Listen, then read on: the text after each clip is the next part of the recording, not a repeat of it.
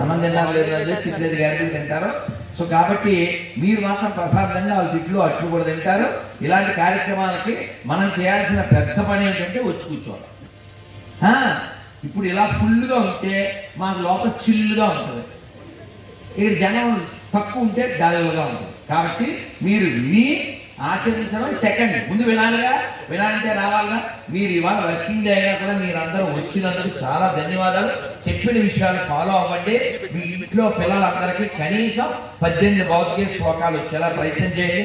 ఇలాంటి కార్యక్రమానికి రూపకల్పన చేసి దాన్ని ఎగ్జిక్యూట్ చేసి ఎందరో ఎడ్యుకేట్ చేయడానికి, మేము చేయాలనుకున్న తలంపులు ముందు తీసుకెళ్ళడానికి కృషి చేస్తున్నటువంటి భాస్కర్కి వన్స్ మోర్ చేయాలి. అందరూ ఈ మంత్రం చెప్పిన తర్వాత మిగిలిన విషయాల్లోకి వెళ్దాం.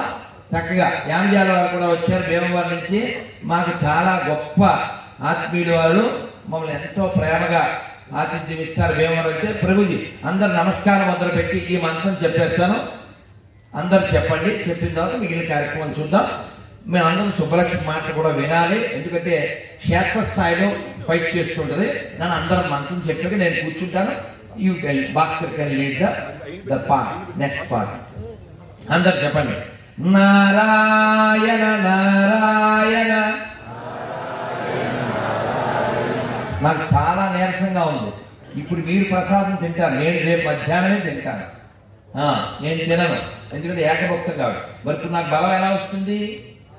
మీరేమైనా చెబితే నా చెవుల్లోంచి వెళ్తే, అందుకే మీ దగ్గరే ఉంది ఆ సీక్రెట్. నారాయణ నారాయణ. ఇది కదా బలం, అది మీ గలం. నాకు వస్తుంది ఆ బలం. నారాయణ నారాయణ నారాయణ నారాయణ అనుకోరాదా, నాలికే చేదా, ఓపికే లేదా, ఒంటికే బరువా. ఇప్పుడు చప్పట్లు కొడుతూ కృష్ణ అంటే కష్టము లేదు, అచ్యుత అంటే ఆపద రాదు,